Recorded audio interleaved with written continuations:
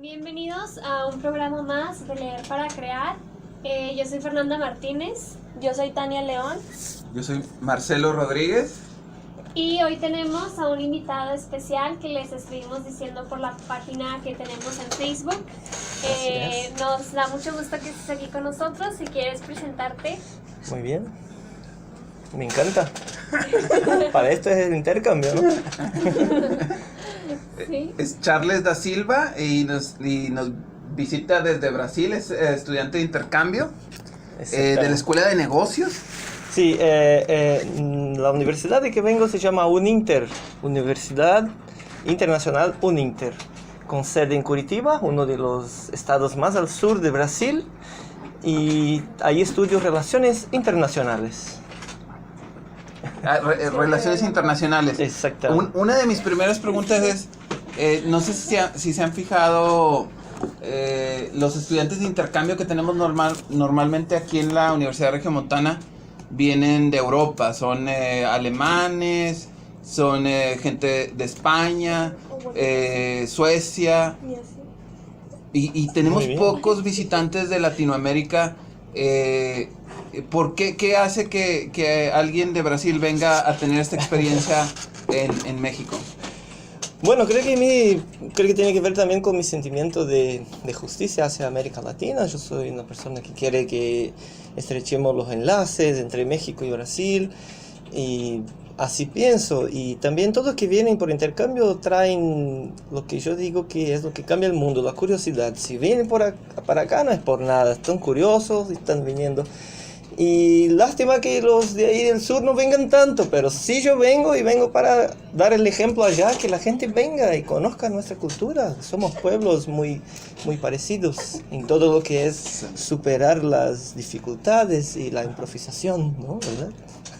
Muy bien. Entonces, ahora fuera del aire estábamos platicando de cuándo empezó. Lo invitamos a Charles porque al estar elaborando su horario, me platicaba que de muy joven empezó con su casa editora.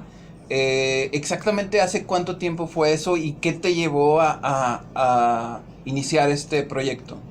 Sí, yo para mi vida, para mi carrera, yo he pensado así: mientras más cerca yo estuviera del conocimiento, de dónde se produce el conocimiento, creo que mejor sería para mí. Y así creo que no me engañé. La verdad que empecé con eso, primero trabajando en una universidad, trabajando adentro de una editorial de una universidad. Y ahí me encantó, principalmente cuando hice curso de publicidad propaganda, donde entré a estudiar las ciencias sociales y todo lo que es cómo se organiza el ser humano sobre ese planeta. Entonces me encantó las ciencias sociales y empecé con la editorial en 2003.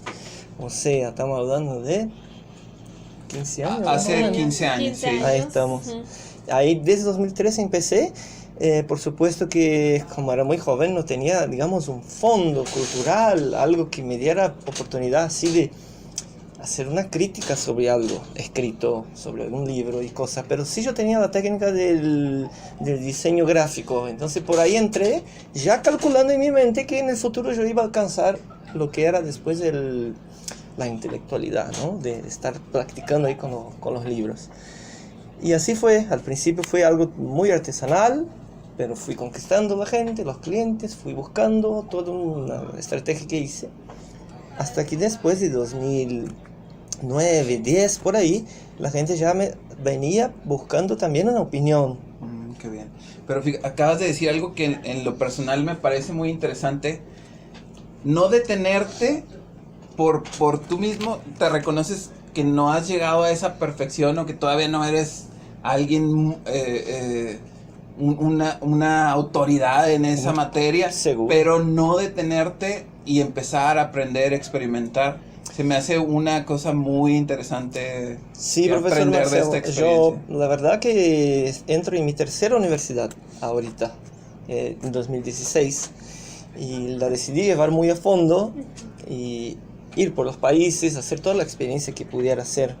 Primero ciencia de la computación, después publicidad propaganda. Ninguna de las dos yo terminé, porque bueno, así son las mentes inquietas. Yo era muy inquieto y no terminaba y ya metí la casa editorial y ya empecé a ir a fondo con eso. Pero ahora vi que necesito un método. La universidad es todo, te da método para analizar la realidad en que vives. Eso es muy importante para todo y no hay edad para ir atrás de eso.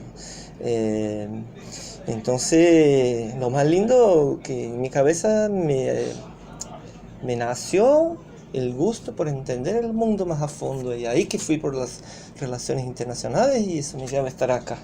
Muy bien. Y yo te quería hacer una pregunta como un Sí. poco más personal sobre tus gustos por la lectura. ¿Qué Ah, tipos sí. de géneros te gusta leer o cuáles son tus libros favoritos que has leído? Sí, mira, como toda persona, soy una persona de etapas, muchas etapas. Al principio me gustaba ciencia ficción, mucho. No tanto política, también, pero siempre me gustó historia. Después cuando me fui, y también las cosas que te llevan a entender el ser humano así como una entidad en el medio de otras, o sea, relacionada a la psicología. Entonces me gustó bastante historia en algún momento, ahora me gusta mucho política y no tanto ficción, pero sin la ficción también el ser humano no lleva una vida cognitiva bien, necesitamos de eso también.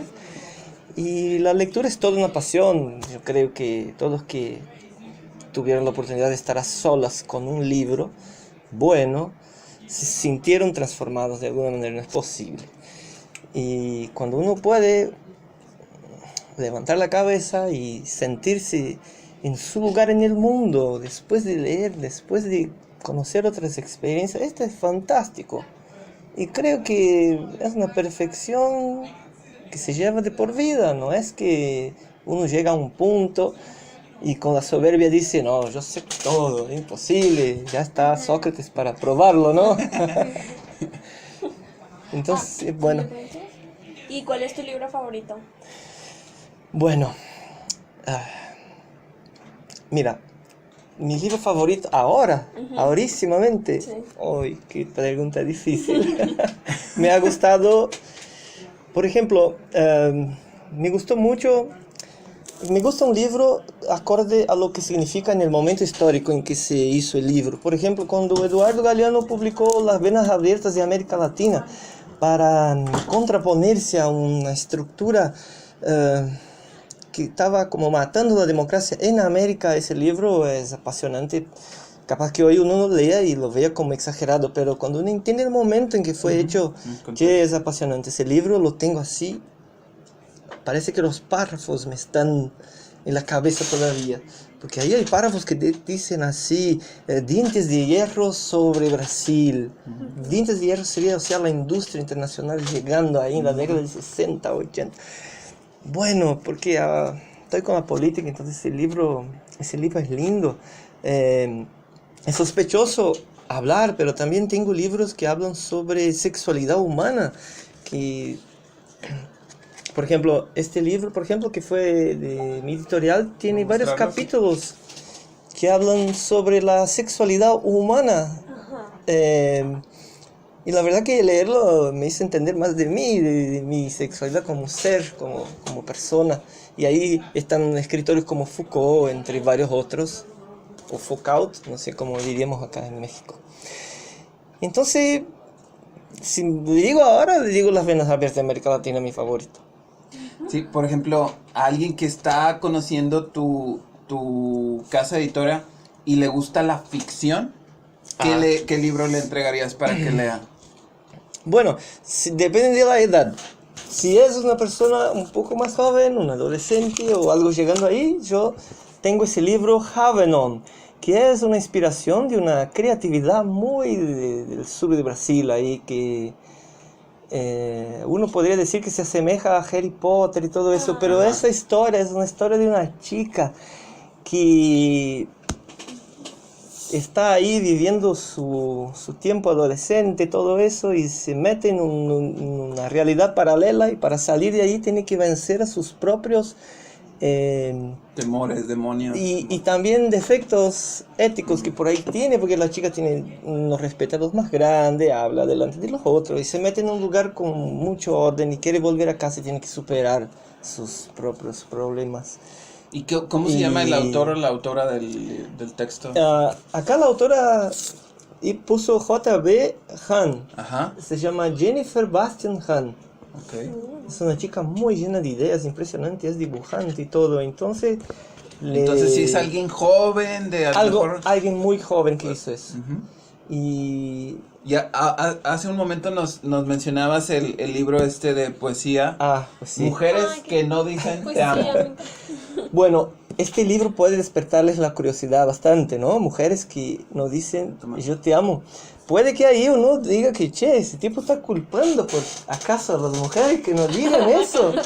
Pero la verdad que no es bien así. Es un libro que tiene por ahí 7 historias y habla de los conflictos que se ponen los seres humanos cuando quieren estar enamorados. Por ahí muchas parejas viven lo que se llama una síndrome de Estocolmo, ¿viste? Cuando, no sé si conocen, cuando el secuestrador viene, se enamora y la persona se enamora del captor. Del captor. Bueno, el autor va paseando por esas situaciones, que por ahí son muchas. Entonces él cuenta historias de, por ejemplo, amores de mujer, entre hombre y entre mujer, entre hombre que golpea a la mujer, y un montón de cosas llevan a entender que por ahí muchas de las veces la culpa es del hombre, de que la mujer no diga que te ama o que siga diciendo.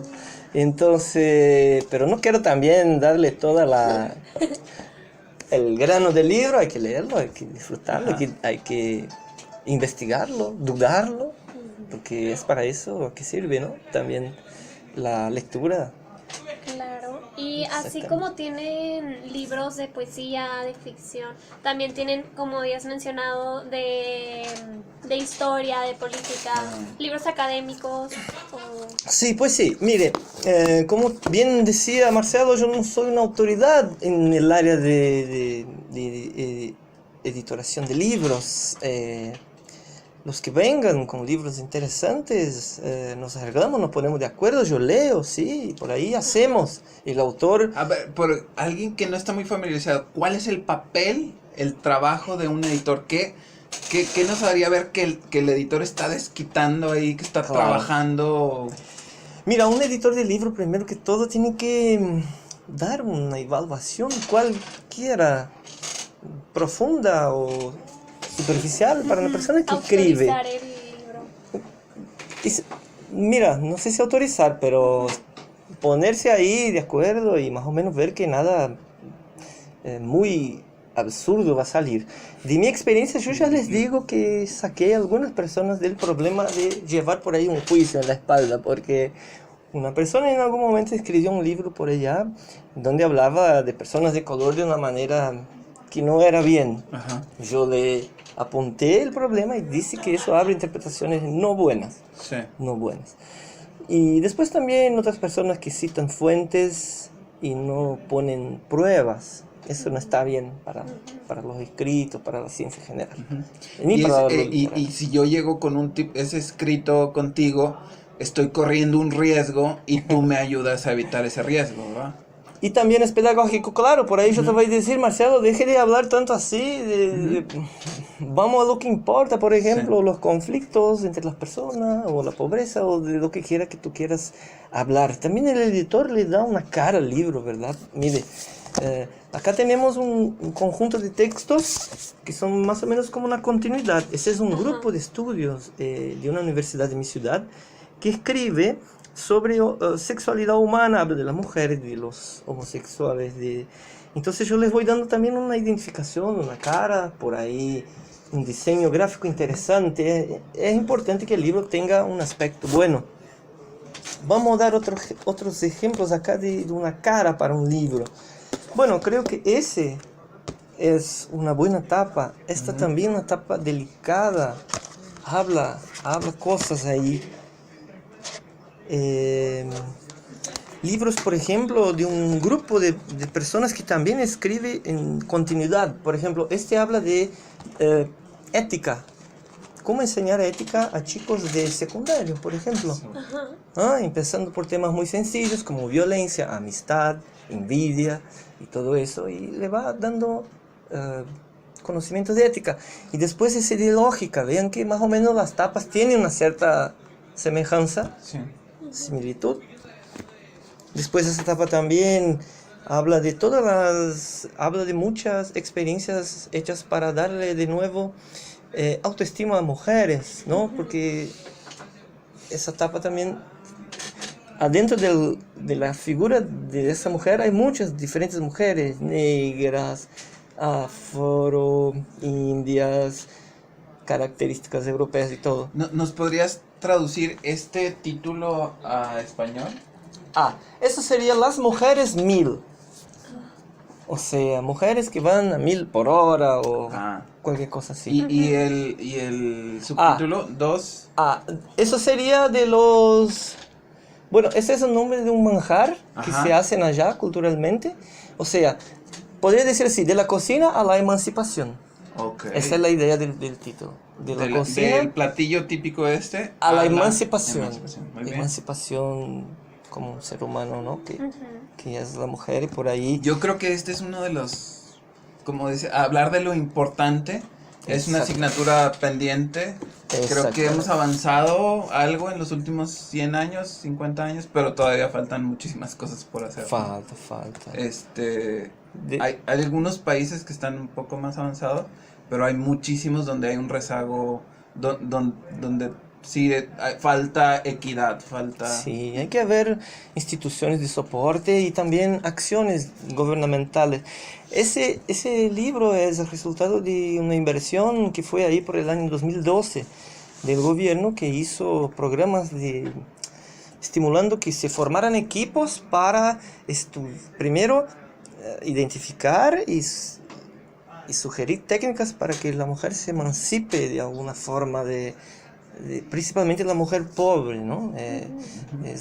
Se acentúan que salga muchos problemas cuando no hay recursos económicos. Entonces hay que haber incentivo. Ahora que mencionas gestionar fondos públicos, Sí. ¿Es un problema? ¿Es difícil?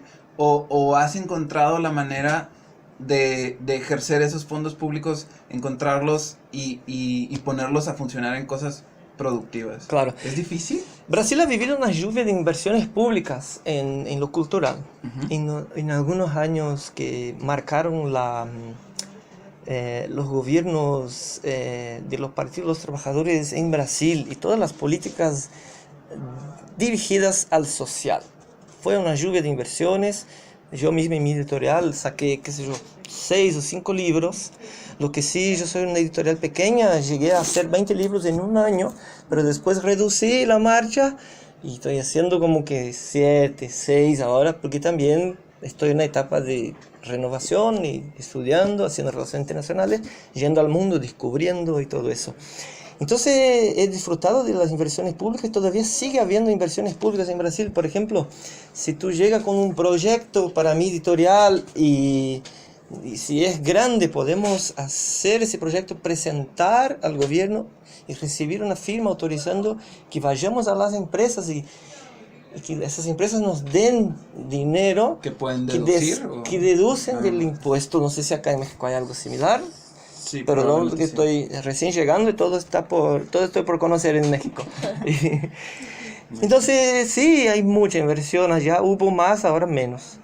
Okay. ¿Y cuáles son los libros que más éxito han tenido en su editorial? Bueno, yo les digo que los libros de historia son los que han tenido más éxito. Pues es un ejemplo, me lo platicaste y se me hizo muy interesante, ¿no? Sí, a mí me llama mucha atención sobre el tema de los... Amigos, acá tenemos 2 libros. La colonia, este fue el que me explicaste, ¿verdad? Claro, si se dan cuenta ahí hay una frase que dice la mejor colonia del mundo. Eso es el pensamiento del partido de Hitler en aquel momento. Con el que mercadeó, con el que promovió la conquista con que promovió la llamada Operación Barbarossa, que fue la invasión de Unión Soviética en 41. Bueno, este libro es muy interesante y tiene una particularidad. No es un libro así que se basa, por ejemplo, en el poder, en la fama, en cosas que no tienen importancia. El libro va directamente al grano de cómo Hitler formó esas ideas y también el contexto de Alemania humillada en la Primera Guerra Mundial y todo lo demás que uno de ahí puede entender. Le encantaba, por ejemplo, el ejemplo americano con el avance sobre los indios. Me encantaba Inglaterra, que tenía un promedio, ellos tenían estadísticas, decía que Inglaterra tenía un promedio de 9 personas en el mundo trabajando para un inglés. Sí. Hablaba de India, cómo lindo fue que Inglaterra les dominaba un país de semejante tamaño, también, todo, y por ahí va. Y uno llega a entender de una manera así, no viciada, no equívoca, solo tratando de poner todo el peso sobre las figuras de una persona. Fue un gran movimiento, ¿no? Y también querían derrocar al socialismo, que también era una Que dictadura. es una muy buena bandera para tomar y decir que vas a acabar con el socialismo. Exactamente. Y vas a obtener Entonces, ganancias para tu... por ahí uno más o menos entiende que Alemania llegó tarde al reparto del mundo y quiso de alguna manera buscar tierras en África, principalmente en Europa, ¿no? Sí. Entonces, historia, amigos, es lo que más vende, creo. En mi editorial mucho más. También porque mi editorial está muy cercana a los profes de las universidades que publican sus tesis. Súper bien. Claro, allá en Brasil hay un programa muy interesante que mientras más publicaciones tú tengas, más puntos tú ganas en un currículum Eso sucede aquí vitae. también. Y eso refleja en tu sueldo. Entonces, está lindo porque... Sí, existen, aquí también tenemos varias categorías en el Sistema Nacional de Investigación. Claro. Y puedes o no ser doctor, pero lo más importante es que estés publicando artículos científicos o textos científicos, ¿no? Qué bien, qué lindo. Sí, Así sí. que hablamos el mismo idioma. Sí, acá. es más o menos el esquema parecido. Sí, y bueno, la historia también, por ejemplo, un libro que se llama Una triste historia de fútbol de Brasil, habla un El poquito... maracanazo, ¿no? El maracanazo.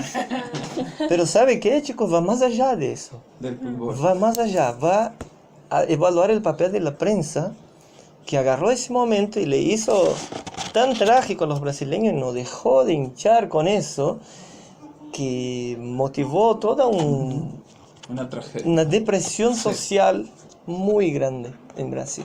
Se llegaron a crear personajes. Para entender un poco el valor de las palabras, el valor de la prensa impresa, o sea, cómo mueve y conmueve y te hace sentir cosas fuera de proporción, yo creo. Exactamente. Pues sí. Dentro de ese aspecto también, eso no es algo nuevo. En mi editorial tengo un libro que se llama La Frontera. Acá tiene un año, 1763, 1778. Parece lejano, pero habla de cosas muy iguales. En la guerra que Portugal y España hicieron, ahí en el sur de América, fue la más grande fuera de Europa. Fue la más gran guerra entre Portugal y España ahí. Y habla de todas las técnicas que empezaban también con la prensa, con espías, difundir información que no es verdadera. Propaganda. Y de un lado decir que se respetan las leyes del Tratado de Tordesillas y todos los otros que se siguieron. Y cuando de verdad mandaban documentos que fueron ahí desclasificados hablando de que era para entrar en territorio y tomar todo y todo eso. Lo lindo de la historia es que nos hace ver por qué se mueve la gente, ¿no? ¿Por qué ejércitos enteros invaden un lugar? Todo tiene que ver con los recursos naturales. No hay secreto en eso. No es por orgullo, no es por nada. Nadie acá muestra, por ejemplo, cuánto se gastaba en aquel entonces. Era muy difícil mantener un ejército. Pero la zona invadida tenía muchos recursos como ganado y eso motiva todo. Por ahí es una clave para entender los movimientos contemporáneos que por ahí nos parecen una pura ignorancia, pero buscan algo ahí. Esa es la maravilla de leer tu tiene que tener curiosidad sobre el mundo te va a decir cosas. Hay que ir para los libros, hay que saber diferenciarlos también, principalmente quién lo escribió, en qué contexto. Eso está lindo. Sí. Al final caminamos, ¿verdad?, para una perfección ética. Puede que en algunos países esté tardando mucho, pero hay muchos países que se llevan a veces muy en serio. Sí, sí. Sí, justo el martes hablaba con mis alumnos de nuevo ingreso, de comunicación, de diseño gráfico. Y les decía justamente eso, que al parecer, como seres humanos, hay una generación que ya comprendió esto que estás diciendo, que debemos de caminar hacia algo más trascendente, espiritual, Pues y sí. creo que ya lo están comprendiendo, y algo que nos pareciera imposible el siglo pasado, se ve, yo ya le veo ciertas probabilidades de que suceda en algunos países, en algunas ciudades, y que poco a poco empiece a crecer un movimiento humanista, de cercanía, de empatía. También hay muchas zonas con muchos problemas, y hay muchos personajes, hay otras tendencias de otra vez terminar con los bloques de países y otra vez empezar a pensar en Sí. mi bienestar como inglés, o como gente de la de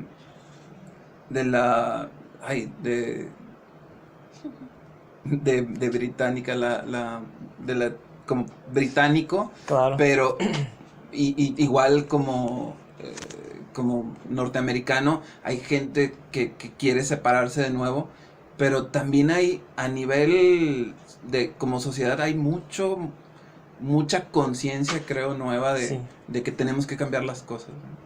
Sí, la verdad que cuando uno lee historia, uno ve que el esfuerzo humano por una cierta igualdad, ¿verdad? Programas, la propia historia política, cómo se formaron los partidos políticos, cómo se formaron los tratados que tenemos de derechos humanos. Eso es fundamental. Sí, amigos, la verdad que vivimos y creo que también tiene que ver con lo que tú dices. Vivimos en una casa común, es lo único que tenemos para flotar por ahí en el espacio. Vamos a tratarnos bien acá adentro. Todos tienen derecho de ver ahí Playa del Carmen, por ejemplo. ¿Por qué no podemos pasar ahí de la América por la Panamericana, entrar en Panamá, venir acá, volver a subir y hacer un gran tránsito humano que el país tiene? Ahora, hablando de turismo, tiene lugares maravillosos, Sí. todos tendrían el derecho de inspirarse en esos lugares y sentirse humano, che. Y compartir también su riqueza. O sea, tú, como lo haces tú, caminas por el mundo, caminas por ciudades, caminas por pueblos diferentes, y te enriqueces de lo que observas, de lo que tenemos nosotros, y también nos enriqueces de gran manera con lo que cargas contigo, ¿no? Pueden ser los textos, y puede ser también tus experiencias, Pues sí. es mucha la riqueza del compartir, ¿no? Y viajar, yo suelo decir a mis amigos, es casi un acto científico, porque no hay forma de que tú, después de viajar, tú no hagas una comparación de dónde estuviste y de dónde vivís. Ese es el fundamento del acto científico, de contrastar una cosa para llegar a algo nuevo. Y yo la verdad lo que veo es que cada vez que salgo, yo veo que la gran parte de la gente que vive en los países quiere ese cambio en ese sentido. Y algún movimiento muy egoísta, porque, gente, amigos, la democracia tiene que superar eso del papel de los medios. No es posible que unas pocas familias estén filtrando todo lo que yo leo, yo veo, y hay que ser más democrático eso. Creo que Montesquieu hizo su papel cuando puso la idea de los tres poderes, ¿cierto? Ahora nos toca a nosotros ver cómo vamos a hacer con ese cuarto poder para reglamentarlo, y si no lo fraccionamos y nos pongamos entre todos. Queremos radio comunitaria, queremos más tele, queremos más voces.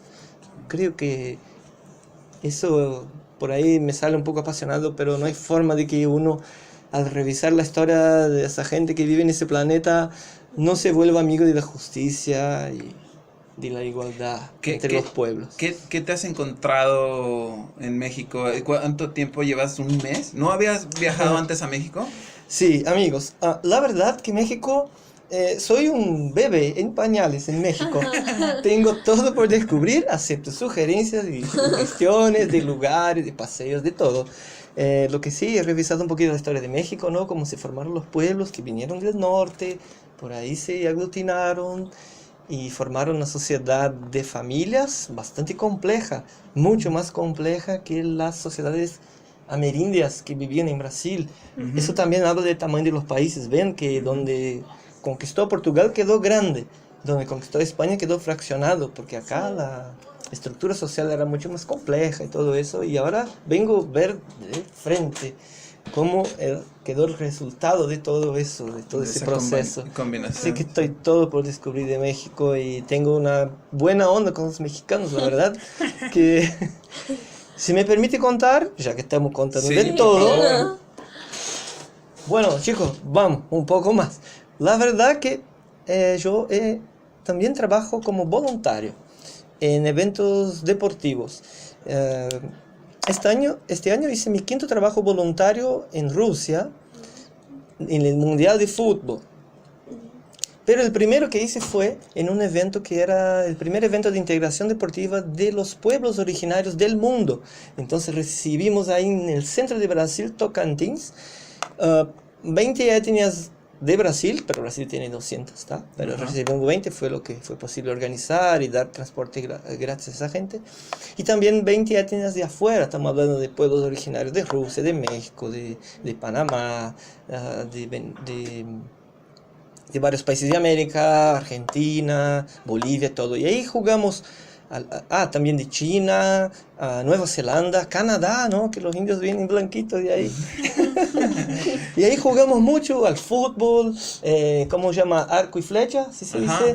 Natación. Arquería. Canotaje. Canotaje, sí. Ahí está.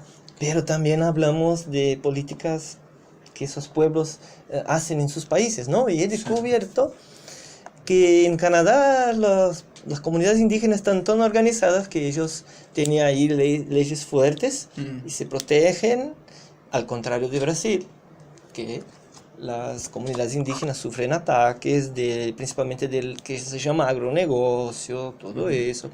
O sea, es un fenómeno humano, ¿tá? Hay una sociedad muy grande alrededor de tierras consagradas de territorio indígena y hay una comunidad afuera que se multiplica y viene y le toma espacio, o sea, es un fenómeno. Y por ahí discutimos muchas soluciones. Interesante que los canadienses ponen casinos adentro de sus tierras para que el hombre blanco juegue ahí y le pague. Y en Brasil falta mucho en ese sentido para proteger ideas y todo lo que va. También trabajé de voluntario, ya que estamos en Olimpiadas, en Casa de Rusia.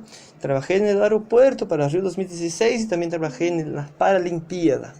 De ahí voy 4 trabajos voluntarios. Gran experiencia, mucha gente conocí y me abrió caminos para el Mundial de Fútbol ahora en Rusia, donde pasé 68 días, 31 de ellos trabajando y otros 30 andando por Rusia.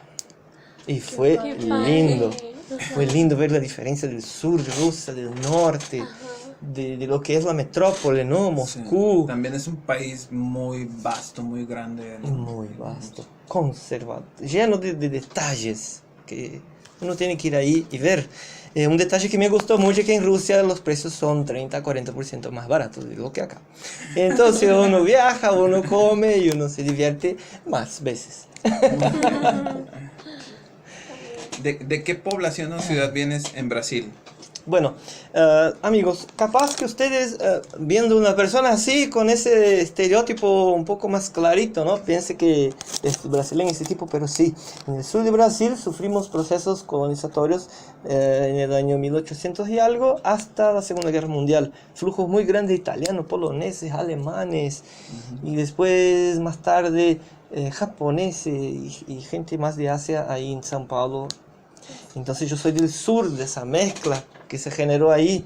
En cambio que por ahí si vas al centro de Brasil va a ver gente con un poco unas caras diferentes, pero somos crías, hechos de esa cultura, que comemos arroz, comemos frijoles, tenemos culturas, por ejemplo, como llaman la brujería esa, Ajá. que también hay en Cuba y que también hay en Jamaica, que yo pude ir y conferir con mis ojos. También aquí en México, ¿no? Y que también en México estoy Sí. por descubrir, como te Veracruz, dije. tienes que Ahí ir a está. Veracruz.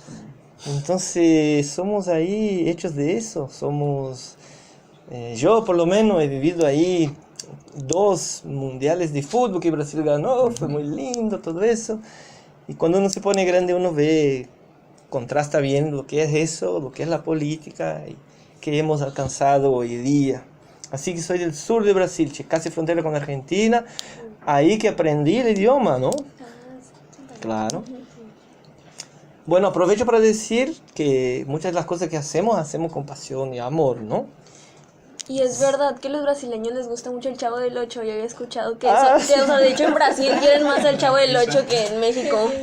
Mira, amigos, yo soy un chico que nació en el año 78. Entonces, en la década de 80 y 90 yo me acuerdo del Chavo en la tele. Ya a mí me gustaba. Pero allá decíamos otro nombre. Decíamos Chávez, y había Kiko, Dona Florinda. Sí, profesor Girafales. Ahí está. Y yo sabía todo, toda la historia, los problemas que se metía Chávez, que decimos Chávez, ¿no? Ah, no sabía eso. Y nunca uno se va a olvidar de eso. En portugués, fue sin querer queriendo. Sí. Qué lindo, la verdad. Así que bueno, un editor viajando por México y con la misión de vivir y conocer más. Cada uno tendrá dentro de sí una misión interna, lo que sea, generar sus hijos y todas esas cosas que también quiero, pero ya va a llegar en algún momento. Pero de ahora quiero caminar un poco más. Conocer. Exacto. Muy bien. Pues creo que estamos a punto de despedirnos. ¿Tiene alguna otra pregunta, Fernanda? Yo por último quería preguntar, me dio la curiosidad, Sí. en la editorial ¿tienen traductores que traduzcan los libros para que lleguen a otros países internacionalmente, o solamente es más como nacional? Sí. Mi editorial es más nacional. Tenemos, la verdad, un libro en español que es sobre pastoreo boicín, que habla de rotación de pastajes para que el ganado crezca más rápido y se aproveche mejor el espacio, todo eso. Este libro nomás en español porque es fruto de la actividad de un señor que se llama Humberto Osorio, ingeniero agrónomo que viaja incluso a México, va a estar acá en octubre dando conferencia a los ganaderos y todo eso. Entonces ya no tenemos traductores y ¿sabe qué? Si alguien se interese. ¿Y podemos conseguir versiones digitales de los libros o solo Sí. están...? Ah, sí. Hay unos libros que tienen versión digital que yo ya les voy a hacer conocer a la brevedad. Pero la verdad que no hay muchos en digital y ya es algo que tengo como retrasado, que tengo que entrar. Sí. Bueno, porque la empresa ahora está de remojo, ¿no? Estoy haciendo como 5 o 6 libros y entonces está de remojo. Cuando yo vuelva, le doy un plus de nuevo y empezamos a andar a toda máquina. ¿Y para tu lectura no usas tampoco el libro digital o sí? La verdad que sí, Ok. se usa, pero yo me gusta que tiene fondo negro y Ajá. letra blanca. Ajá. Entonces ahí puedo leer, Ujú. pero no es tan fácil leer en digital, no sé por ustedes, el libro todavía. Sí. Si es texto no muy grande, uno lleva en el digital, por lo menos yo, Yo también prefiero leer en físico, en papel. en papel. Sí, Pero, sí, uno puede anotar ahí ujú. cosas, ¿no? Muy bien, pues es todo por el programa de hoy. A ver si antes de que te devuelvas a Brasil vuelves a visitarnos y nos describes cuál ha sido tu experiencia aquí en México. Bueno, puedo visitarles después que haga un recorrido por México Sí. y por ahí tenga una opinión ya sobre su país. Superficial, pero larga. Muy bien. Está bien. Pues Dale. muchas gracias. Bueno, pues muchas gracias. Nos vemos el siguiente jueves en punto de la 1 de la tarde. Adiós. Bye. Adiós. Ya estamos. Muchas gracias, Charles. He hablado mucho, ¿no? Hablamos Por ahí. demasiado. No, está bien. ¿Cómo? Generalmente No, duramos esos 40, Dale. 50 minutos. ¿Sí? Wow, bastante. Bueno, amigos, un gusto, Gracias, un Cintia. gusto. Yo no escuchaba, entonces tuve que ahí Hacer modificar, magia. ajá. Muy bien. De 10. Bueno, algunos Gracias. libros yo voy a dejar a la Facu Sí, y... ya supongo que te acercaste con la gente de la biblioteca y ya les avisaste.